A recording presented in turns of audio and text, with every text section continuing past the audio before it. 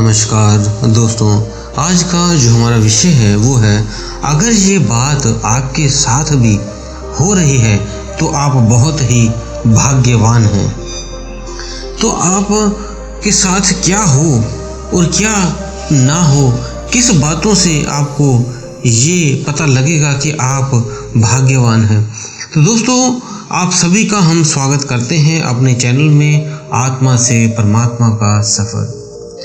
दोस्तों, प्रत्येक व्यक्ति जो है, स्त्री है, पुरुष है, पशु है, पक्षी है, वो ज़्यादातर ये 4 चीज़ों में ही बंधा हुआ है। वो 4 चीज़ें पहले जान लेते हैं क्या है जिस वजह से वो परमात्मा को नहीं पा रहा। उसमें है पहला भोजन, दूसरा निद्रा, तीसरा मैथुन और चौथा भय। इन 4 चीजों की वजह से ही मनुष्य और हर पशु पक्षी इस सृष्टि में फंसे हुए हैं और मोक्ष तक नहीं पहुंच पा रहे हैं। तो जानते हैं कैसे इसने आपको फंसा रखा है। तो पहले भोजन है। भोजन, जब भी आपकी आंख खुलती है तो पूरा दिन आप कुछ ना कुछ खाने में व्यतीत करते हैं। कभी सुबह का भोजन तो कभी दोपहर का भोजन, कभी रात्रि का भोजन, कभी शाम को स्नैक्स लेने हैं, कभी चाय पीनी है तो कभी फ्रूट खाना है। इस तरह के अलग अलग आपके जो जीभा है वो भोजन मांगती है।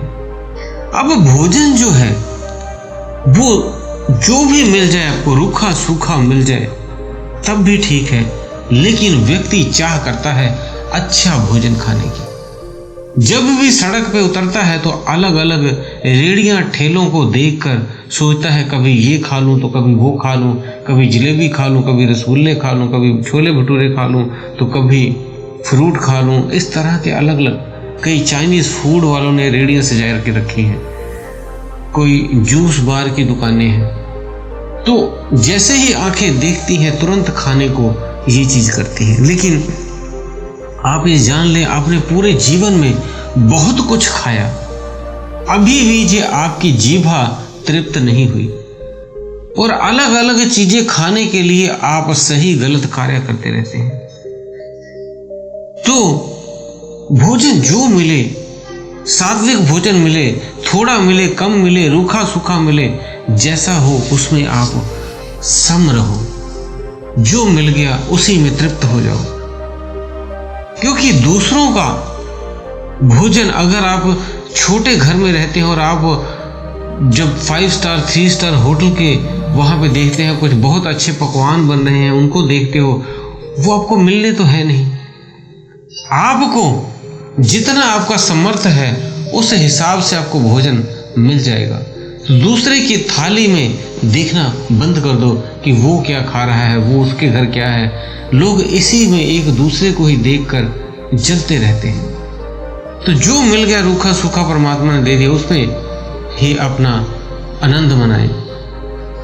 और दूसरा है मैथुन। मैथुन क्रिया जो है ये हर पशु पक्षी और इंसान करता रहता है। इसी से ही सृष्टि की रचना भी आगे बढ़ रही है।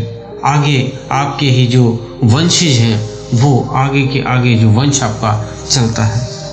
लेकिन उसके बाद भी आप मिथुन करते रहते हो। जीवन में 1-2 बार मैथुन करने की जरूरत है, उसके बाद संभोग करने की कोई जरूरत ही नहीं है। लेकिन बार बार संभोग करते हैं और फिर भी आपने पूरे जीवन में हजारों लाखों बार सेक्स कर लिया, लेकिन फिर भी इस संभोग से आप तृप्त नहीं हुए और ना ही कभी तृप्त होंगे, ना ही पशु पक्षी तृप्त होंगे, ना ही कोई व्यक्ति तृप्त होगा।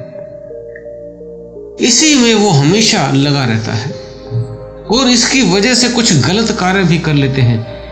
अपनी शादी हुई दूसरों की औरतों को देखते हैं, उसके चेहरों को निहारते हैं, उसके अवयवों को जो उसके देखते हैं, उसके अलग अलग हिस्सों को, भागों को देखते हैं और ललचाते रहते हैं इस चीज पे।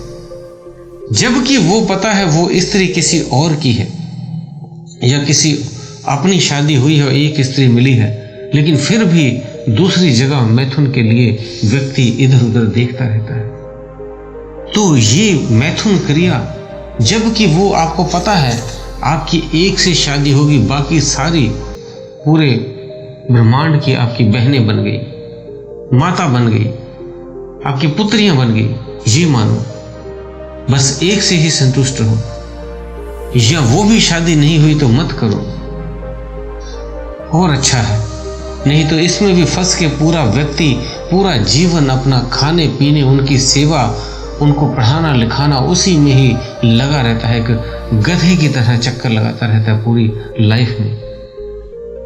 अगर नहीं शादी हुई तो बहुत हो, आप सुखी हो, अगर हो गई है इसका भी भोग करना चाहते हो तो कर लें, लेकिन उस तरफ भी रहें, मैथुन में लिप्त ना हो जाएं, संभोग में लिप्त ना हो जाएं। ये जितनी बार मर्जी कर लें, ये तृप्त नहीं हो सकती। ऐसे ही निद्रा, आप आधी जीवन अपना, तीसरा जो पॉइंट है निद्रा का, आधा जीवन आप सोते रहते हो। अगर आप 12 घंटे जागते हो या 14 घंटे जागते हो तो 12 घंटे आप सोए रहते हो। बचपन में तो आपने 18-18 घंटे सोए हुए हो, 20-20 घंटे सोते हैं बच्चे। धीरे धीरे सोने की प्रक्रिया कम होती रहती है, जैसे जैसे वो संसार को देखता है वैसे वैसे अपनी नींद को कम करता रहता है। फिर 14 घंटे, फिर 12 घंटे, फिर 8 घंटे भी कर लेते हैं।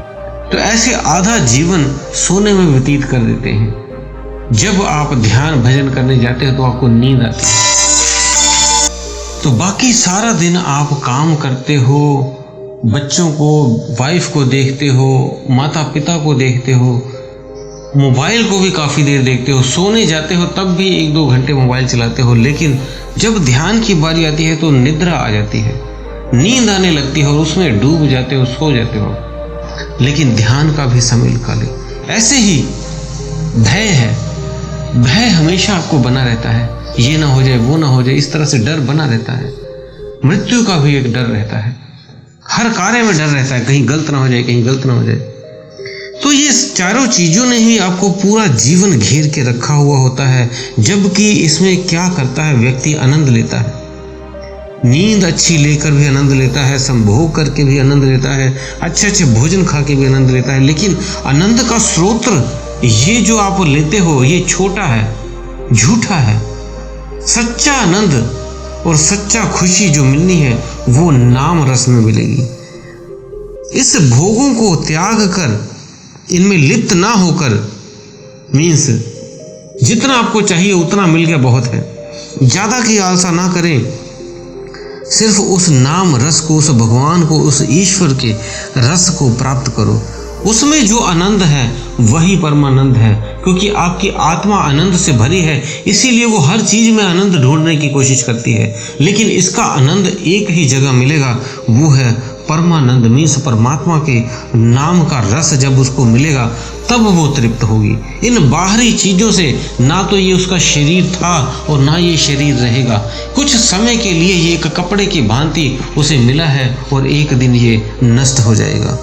लेकिन वो इसी बाहरी शरीर के लिए बाहरी प्रपंचों में फंस गया है, जिस वजह से अपने भीतर अपने आप को देख नहीं पा रहा है। जब वो भीतर देखेगा और नाम रस जब आप चखोगे, मीन्स आप बार बार ध्यान करें, सिमरन करें, जो आपको नाम जप मिला है, मंत्र मिला है, जो भी जप आप करते हैं, गुरु ने दिया है नहीं भी दिया, जो भी नाम जप करते हैं उसे करें।